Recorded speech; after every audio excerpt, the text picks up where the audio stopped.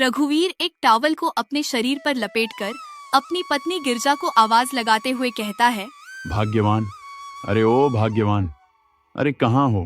तनिक जरा इधर तो आओ। अरे वो क्या है कि हमारा कच्चा कहीं नहीं मिल रहा है। ए जी, क्या है? क्यों इतना गला फाड़कर चिल्ला रहे हैं? बताइए क्या काम है? अरे भाग्यवान, मेरा कच्चा कहाँ पर है? क्या तुमने उसको कहीं देखा है? 1 घंटे से ढूंढ रहा हूँ, ससुरा मिल ही नहीं रहा। उसको तो मैंने अपने पास ही के कूड़ेदान में फेंक दिया है। क्या तुमने मेरा कच्चा उस कूड़ेदान में फेंक दिया? लेकिन क्यों? अरे वो कच्चा सभी जगह से फट गया था। उसमें इतने छेद हो गए थे जितने तो हमारे घर की छलनी में भी नहीं होते। अरे तो अब मैं क्या पहनूं मेरी माँ? अलमारी में आपका एक और नया कच्चा रखा है, अब जाइए और उसको जाकर पहन लीजिए।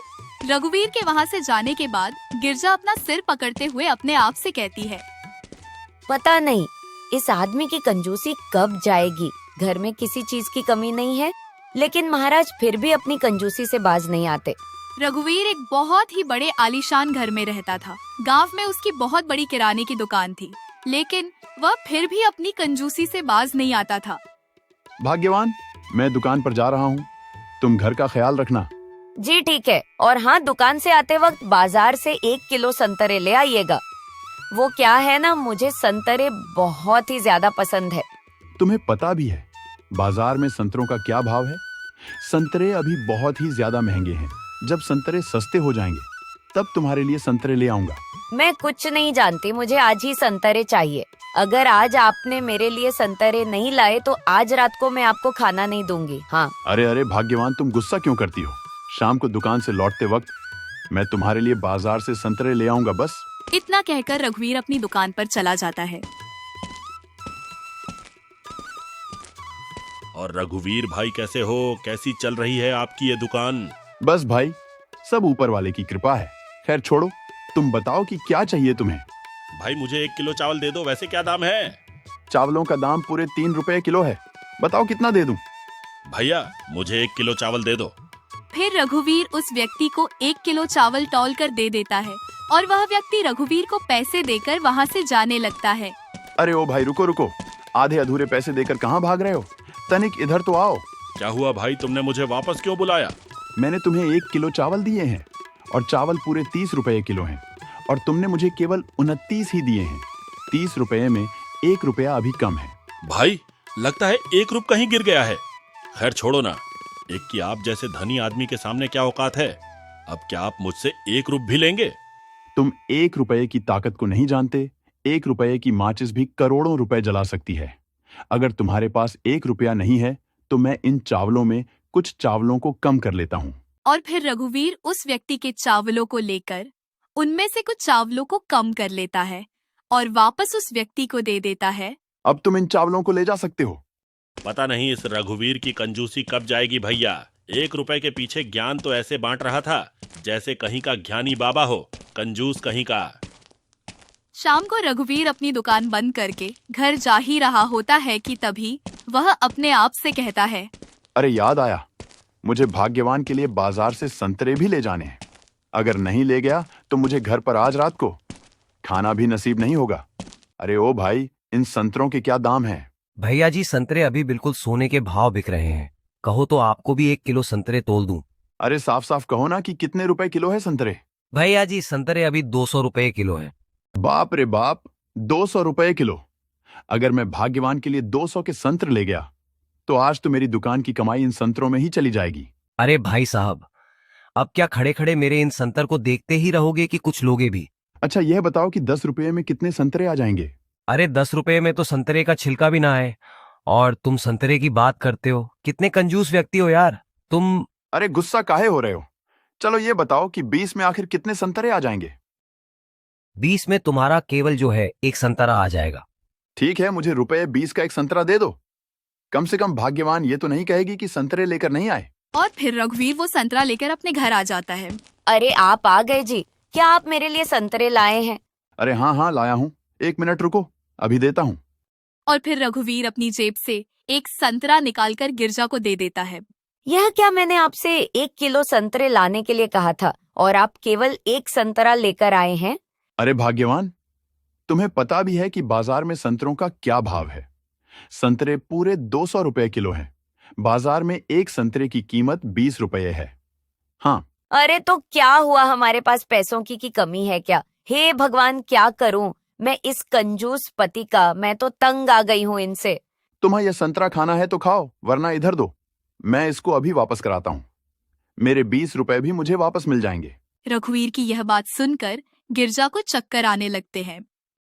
अरे अरे भाग्यवान, क्या हुआ तुम्हें? उठो। अगले दिन एक दूध वाला अपनी साइकिल पर जगह जगह लोगों के घर जाकर दूध बेच रहा होता है। दूध ले लो, गाय का शुद्ध दूध ले लो। अरे किशन दूध वाला आया है, दूध ले लो भैया। अरे भाभी जी दूध ले लो। आज दूध नहीं लेना है क्या? जल्दी से दूध ले जाओ, और मुझे और भी जगह जाना है फिर। ए जी, दूध वाला आया है, जरा आप उससे दूध ले आइए, मैं रसोई में खाना बना रही हूँ। ठीक है भाग्यवान, मैं अभी जाकर दूध लेकर आता हूँ। और फिर रघुवीर एक गिलास लेकर घर के बाहर दूध वाले के पास पहुंच जाता है। अरे भैया जी, आप तो एक गिलास लेकर आए हैं, इसमें आपका दूध कैसे बनेगा? अरे हमें केवल एक गिलास ही दूध चाहिए। एक गिलास दूध से हमारे घर की चाय आराम से बन जाती है। क्या, लेकिन भाभी जी तो हमसे 2 लीटर दूध लेती थी। अरे तुमसे जितना बोला है उतना ही तुम करो, समझे? चलो अब चुपचाप मुझे एक गिलास दूध दे दो। नाराज काहे होते हो भैया जी, हम अभी तुमको एक गिलास दूध दे देते हैं। अरे वाह, अब से आपने दूध भी पीना चालू कर दिया। अरे यह तो बड़ी ही अच्छी बात है। अरे ये तुम क्या कह रही हो भाग्यवान?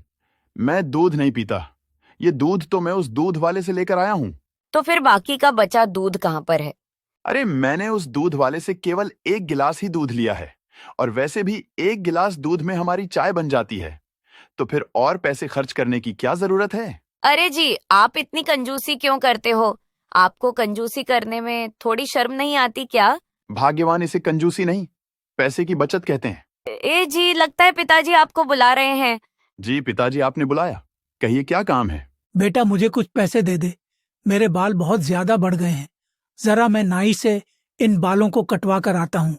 अरे अरे पिताजी, इसके लिए नाई के पास जाने की क्या जरूरत है? मैं हूं ना, मैं आपके बाल काट देता हूँ। क्या सच में? लेकिन तुझे बाल काटना आता तो है ना? हाँ पिताजी, आप निश्चिंत हो जाइए, मैं आपके ऐसे बाल काटूं कि आप एकदम हीरो लगोगे। तो ठीक है, अब तू ही मेरे इन बालों को काट दे। और फिर रघुवीर कैंची से अपने पिताजी के बालों को काटने लगता है। अरे बेटा, मैं बालों को कटवा कर जो है एकदम हीरो तो लगूंगा ना। हाँ पिताजी, आपको देखकर आपके सभी साथी आपसे बहुत जलेंगे और आपसे पूछेंगे कि आपने बाल कहाँ से कटवाए। जैसे ही रघुवीर जयप्रसाद के बालों को काट रहा होता है कि तभी रघुवीर से गलती से कुछ ज्यादा बाल कट जाते हैं और जयप्रसाद पीछे से टकला हो जाता है। अरे ये मैंने क्या कर दिया? अब पिताजी मुझे छोड़ेंगे नहीं। अगर उनको पता चल गया कि उनका सर पीछे से गंजा हो गया, तो वो तो मेरा मार मार कर भरता ही बना देंगे। अरे और कितनी देर लगेगी? कब से तू मेरे बालों को काट रहा है, अभी तक तुझसे मेरे बाल नहीं कटे। वो दोनों आपस में बात कर ही रहे होते हैं कि तभी वहाँ पर गिरजा आ जाती है। जयप्रसाद के बालों को देखकर वो जोर जोर से हंसने लगती है। अरे पिताजी, आपके बालों को क्या हुआ? इनको देखकर तो मेरी हंसी ही बंद नहीं हो रही। अरे क्या हुआ बहू, तू इतना हंस क्यों रही है? और क्या हुआ, मेरे बालों को क्या कर दिया इसने? अरे पिताजी, इन्होंने तो आपको पीछे से टकला ही कर दिया। इन्होंने आपके पीछे के सारे बाल उड़ा दिए। क्या रघुवीर, मैंने तुझसे पहले ही कहा था कि मैं नाई के यहाँ से बाल कटवा कर आता हूँ, लेकिन तूने मेरी एक नहीं सुनी और मुझे हीरो से जीरो बना दिया। रुक, मैं तुझे अभी बताता हूँ। अरे अरे पिताजी, आई मुझे छोड़ दो, मुझसे गलती हो गई। आइंदा मैं ऐसी गलती दोबारा नहीं करूंगा। अरे भाग्यवान, मुझे बचाओ।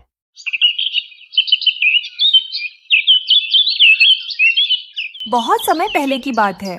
रायगढ़ नगर नाम के राज्य का राजा अम्बरीश अपने दरबार में। अरे इस टीवी को क्या हुआ? अभी तो ठीक ठाक चल रहा था, तो फिर अचानक इसमें आखिर क्या बला आ पड़ी? लगता है मुझे इनको बुलाना पड़ेगा। ए जी, तनिक इधर तो आइए, देखिए ना हमारे टीवी को क्या हो गया है। अरे अब क्या हो गया भाग्यवान? क्या हुआ हमारे टीवी को? ए जी देखिए ना, हमारा टीवी चलते चलते खराब हो गया। आप टीवी को ठीक करा कर ले आइए ना, मेरा नाटक मिस हो जाएगा। अरे भाग्यवान, टीवी को ठीक करा कर लाने की क्या जरूरत है? अगर मैं टीवी को ठीक कराने गया तो वह खामखा ही मुझसे 100 से 200 ले लेगा। रुको, मैं अभी ससुरी टीवी को ठीक कर देता हूँ। और फिर रघुवीर उस टीवी को ठीक करने की कोशिश करने लगता है और टीवी के तार को उल्टा सीधा जोड़ देता है। अरे आपका मुंह तो पूरा काला हो गया। आप तो बिल्कुल एकदम बंदर जैसे लग रहे हो। सत्यानाश हो इस टीवी का। आज से इस घर में कोई भी टीवी भी नहीं देखेगा। ऐसे ही कुछ दिन बीत जाते हैं। रघुवीर की कंजूसी दिन पर दिन बढ़ती चली जा रही थी।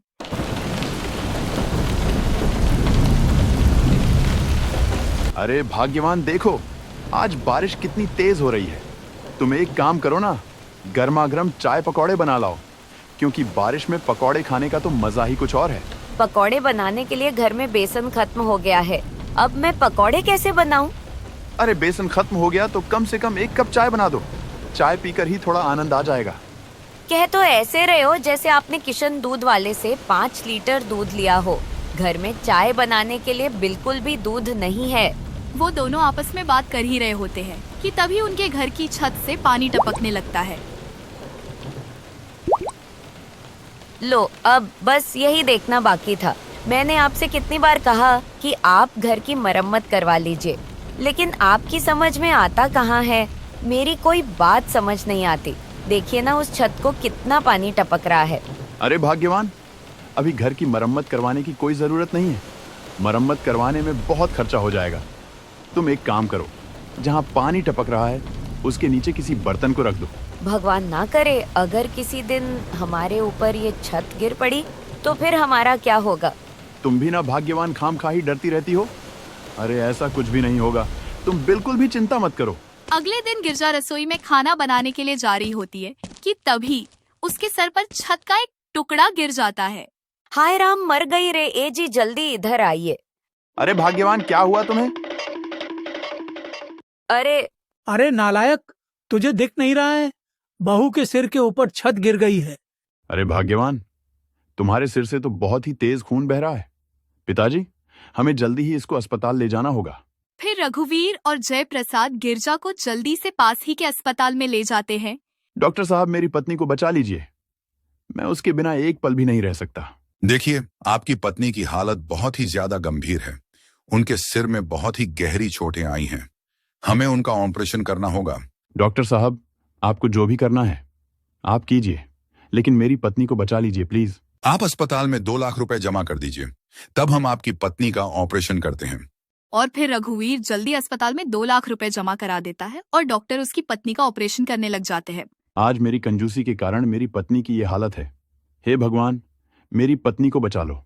अब से मैं कभी भी कंजूसी नहीं करूंगा। देखिए, अब आपकी पत्नी खतरे से बाहर है, लेकिन अभी उनको आराम की सख्त जरूरत है। आप अभी उन्हें थोड़ा आराम करने दीजिए। कुछ दिन बाद गिरजा एकदम ठीक हो जाती है और रघुवीर गिरजा को वापस अपने घर ले आता है। भाग्यवान, मुझे माफ कर दो। मेरी कंजूसी के कारण तुमने कितना दुख सहा। बस मैं कभी भी कंजूसी नहीं करूंगा। ए जी, आप मुझसे माफी मांगे, ये मुझे बिल्कुल अच्छा नहीं लगता। वो दोनों आपस में बात कर ही रहे होते हैं कि तभी वहाँ पर जयप्रसाद आ जाता है। अरे रघुवर, जरा मुझे 50 रुपए तो देना, मुझे थोड़ा सा काम है। लेकिन किस लिए पिताजी? मुझे अपने बाल कटवाने नाई के पास जाना है भाई। लेकिन आपके सिर में पीछे तो बाल है ही नहीं। रघुवीर की यह बात सुनकर वह तीनों जोर जोर से हंसने लगते।